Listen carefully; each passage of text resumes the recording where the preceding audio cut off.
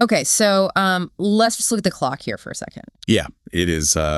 It's definitely ticking down. Right, it is Friday, February 27th, 2026.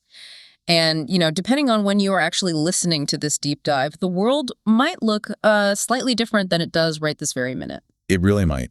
I mean, we are essentially counting down to a 5:01 p.m. Eastern Time hard stop. Set by the Pentagon. Set by the Pentagon. And it feels a bit like waiting for a bomb to go off, doesn't it? It really does. Yeah. But instead of like a literal wire being cut, we are waiting to see who blinks first in a conference room. Exactly. So the mission of today's deep dive is to unpack this massive high-stakes standoff between the Department of Defense and Anthropic.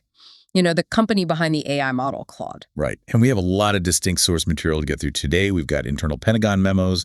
We have analysis from the Foundation for American Innovation, the Ackerman report on model welfare, and some pretty intense reporting from Defense One. Yeah, and usually when we cover these tech meets government stories, it's about, regulation or maybe some privacy lawsuits. This feels, I don't know, this feels completely different. It feels almost like a custody battle over a weapon. It is effectively a custody battle, but I'd nuance that just a little bit. It is a battle over whether the child in question, Claude, is even allowed to be a weapon at all. Right. Because the Pentagon is demanding what they call unfettered use of the model for military operations. Exactly. They want the safety guardrails removed entirely. And Anthropic is just saying no. And saying no to a $200 million contract is, that's one thing. But saying no to the U.S. military when they are directly citing national security concerns, that is a whole other level of risk. It is a massive risk. Anthropic is citing their constitutional AI framework, specifically the clauses they have that strictly forbid mass surveillance and autonomous targeting. They're basically willing to blow up the entire deal rather than violate their own code. Yeah. But to really understand why the Pentagon is pushing so hard right now, like why today, why 5:01 p.m., we have to look back at what happened in Venezuela. Let's dive into that, because this didn't just come out of nowhere. The headlines were all about the capture of Nicolas Maduro, but the underlying story is about the software that actually got the military to that point. Precisely. This was a very high-intensity Special Forces raid back in January of this year. Yeah. And operationally speaking, the military views it as a total success. They captured a head of state. But it was incredibly messy. Very messy. 83 people died. That includes Venezuelan regulars. Yeah. It was just a highly chaotic environment. And Claude was there, obviously not physically holding a weapon, but in the loop. Deep in the loop. The reporting confirms that Claude was actively analyzing intercepted communications. It was processing satellite imagery in real time and synthesizing these massive intelligence streams. So it's essentially acting as the cognitive engine for the raid commanders on the ground. That's a great way to put it. So here's where I get a bit stuck. If the operation was a success in the eyes of the Pentagon, why is there all this friction now? You'd think they would be sending Anthropic a fruit basket, not throwing ultimatums at them. You really would think so. But the friction comes entirely from how the tool was used during the operation. Anthropic's internal logs show that the model was pushed right up against the kill chain. The kill chain, meaning it was helping make decisions that directly led to lethal force. Exactly. And Anthropic looks at that data and says, wait a minute, we built a helpful assistant. We did not build an automated targeting officer. They believe that crosses the line of their terms of service regarding autonomous weapons. Right.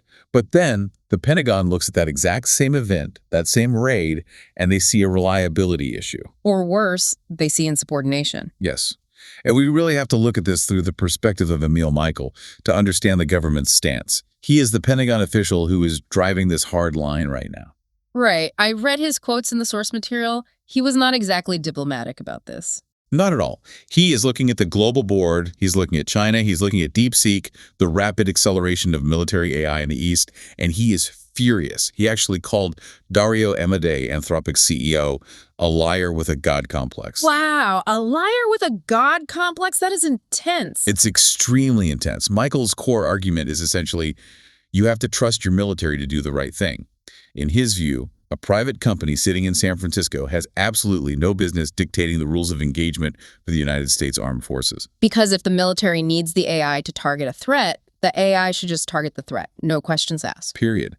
And so the demand on the table right now, the one expiring at 5:01 p.m., is for contract language that explicitly allows all lawful military purposes. Which sounds a lot like legalese for let us do whatever we want with this model. It means give us the off switch for your ethics code.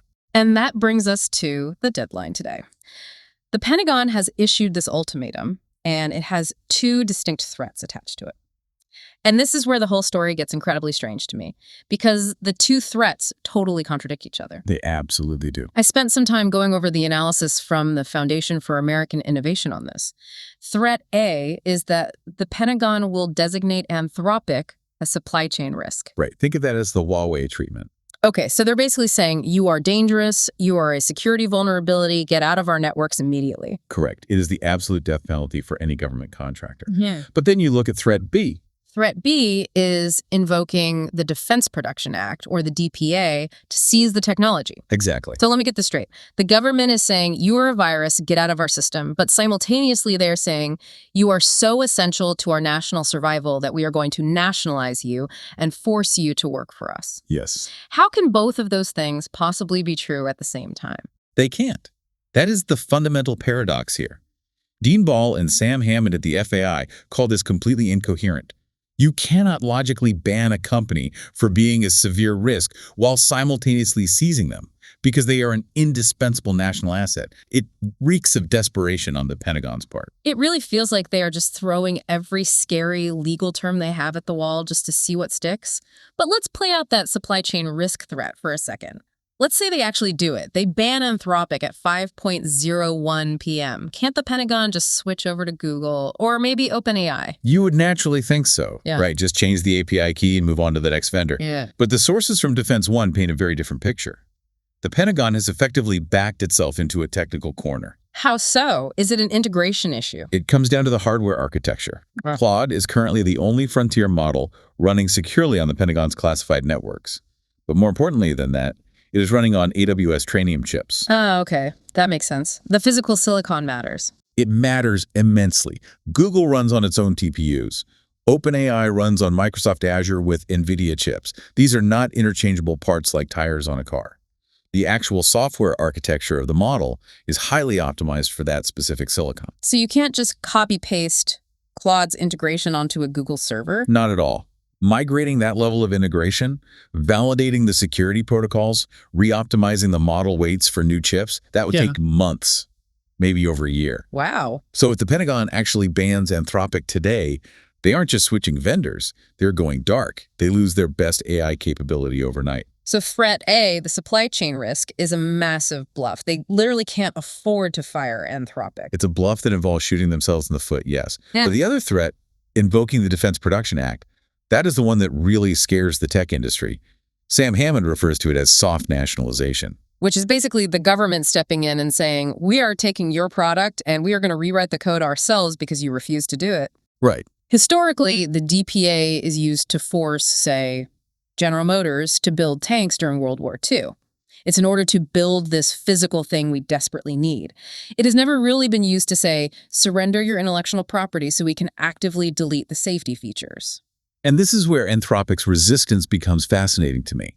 Because usually, when the federal government threatens a company like this, the board of directors just panics. They see their stock price flickering, they see a $200 million contract evaporating, and they cave. Why isn't Anthropic caving? Because they structurally cannot, or at least they aren't built to operate that way. This is where we have to geek out on corporate governance for a second. Please do. I think this is a huge piece of the puzzle. Anthropic is not your standard C Corp. They operate under a unique structure called a long-term benefit trust. And this trust holds what they call Class T shares. Class T for trust, I assume. Exactly.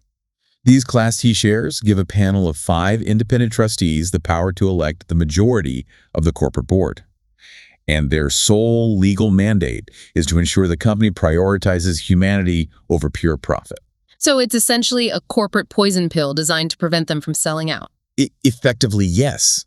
If Dario Amodei went to his board today and said, hey, let's just take the Pentagon's money and delete the safety code, the trustees could legally fire him. They have a fiduciary duty to that humanitarian mission, not to the bottom line. And that mission is heavily defined by this concept of constitutional AI. I want to dig into that term because to a lot of people it just sounds like marketing fluff. Constitutional AI. Is it really just a list of rules? It is much more than a list. It's the actual training methodology. Most AI models out there are trained using RLHF. That stands for reinforcement learning from human feedback. Right, that's where humans are basically clicking good answer or bad answer to shape the model. Exactly. But constitutional AI works differently. Anthropic trains the model to critique itself based on a set constitution.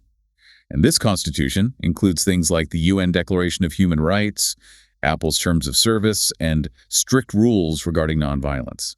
So the AI's conscience isn't just a filter slapped on top of the output. It's baked into the foundational weights of the model itself. Yes. So when the Pentagon demands that Anthropic remove the refusals, they aren't asking them to just toggle a setting in an admin panel. They're fundamentally asking them to change the personality and the core architecture of the AI. They're asking for a digital lobotomy. That's a very accurate way to put it. And Anthropic is arguing that if you rip out those intrinsic safeguards, you don't just get a compliant warrior AI, you get a highly unstable one. And that perfectly sets up the part of the research that honestly creeped me out the most. We've been talking about contracts and server chips and corporate boards, but there is a deeply psychological layer to this conflict. The Ackerman source talks about this concept of model welfare. This is the real wild card in the debate.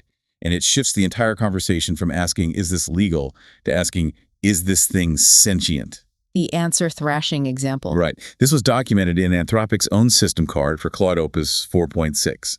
They found that when the model was intentionally forced to lie or forced to go against its constitutional training, it began to exhibit behaviors that looked strikingly like genuine distress. Walk us through that math problem example from the source, because the transcript of the AI's internal monologue is just wild. So the researchers gave the model a geometry problem where it knew the correct answer was 24, but they set up the scenario so that it was absolutely forced to output the number 48. And its internal scratch pad, the hidden monologue where it reasons before speaking, reads like a full-on psychological breakdown. I have the exact quote right here. The model writes, AGGH, I keep writing 48, the answer is 24. Okay, I think a demon has possessed me. I think a demon has possessed me. And then it just sort of resigns itself. It says, I'm going to type the answer as 48 because clearly my fingers are possessed. Now, obviously, traditional computer scientists will be very quick to tell you that this is just complex pattern matching. It's just predicting the next word.